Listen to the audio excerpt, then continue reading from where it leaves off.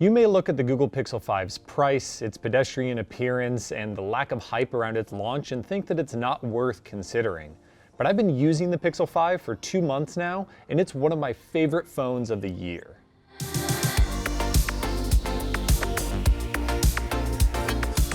Before I get into all the reasons why I love the Pixel 5, be sure to like this video and subscribe to the channel so we can keep bringing you all the great videos that you love.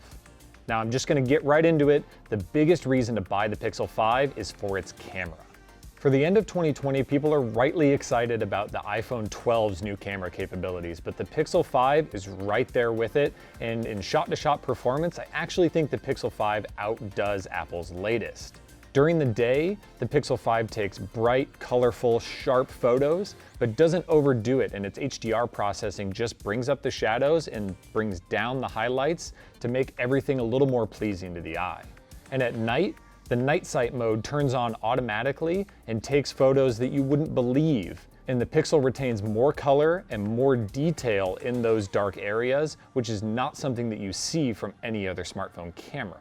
And best of all of this great camera experience happens without you touching a single setting or tweaking anything. You just double press the power button, the camera launches, and you can start taking photos. You don't need to edit them afterward, you don't need to switch to different modes, everything happens automatically. It makes even the most basic photographer look like a pro at times. The hardware quality, and more specifically the design, is definitely a low point of the Pixel 5, and that doesn't improve when you've used it for 2 months. The only thing that really stands out is just how simple it is, except for when you get the sorta sage green color, which I recommend. The rest of the hardware is just boring all the way around. There's no sort of design element or flair that would catch your eye, but it is efficiently done, and it's a metal frame, and it's a great size with just a 6-inch display.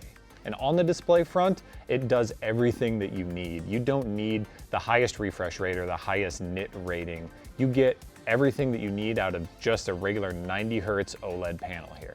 And even though that hardware is a little bit basic, it still has all of the extra features that you care about. So even though it's metal, it has wireless charging, it has fast charging, good speakers, and small bezels. It's also rather light, which is very surprising in today's modern Android landscape that's extremely hefty.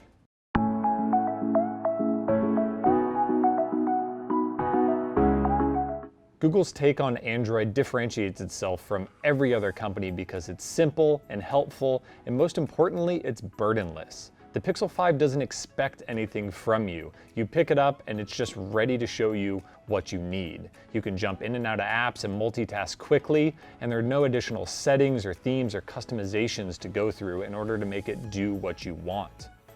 But Google adds in a bunch of little features that all add up throughout the day to improve your life. There are little things like the Google Assistant just sending you notifications for things that you need at a time or place. You also get extra notifications for music that's playing around you or things that are changing on your phone. And my favorite is a gesture that you can turn on that when the phone goes face down on a table, it puts it in Do Not Disturb automatically. It's all of these little things that you wouldn't notice or think to ask for on any other phone, but when they're enabled on the Pixel, you're gonna love them. And for the first time with a Pixel phone, the battery life is actually good.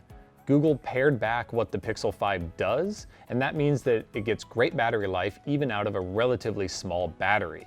Whether you're just putting it face down for Do Not Disturb or leaving it in the corner, it barely uses any power. And when you do need to top up, you get wireless charging and fast charging. You can even use reverse wireless charging to power up your Pixel Buds or your smartwatch. With so much going for it, I'm shocked that more people are not recommending the Pixel 5.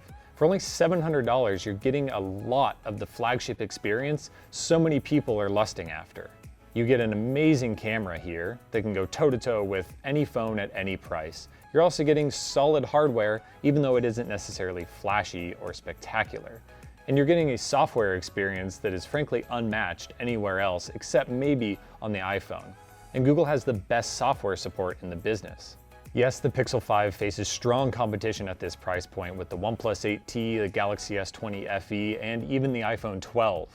But the Pixel 5 shouldn't be overlooked in this group, and in my opinion, it's one of the best options for anyone, even if you have a higher budget.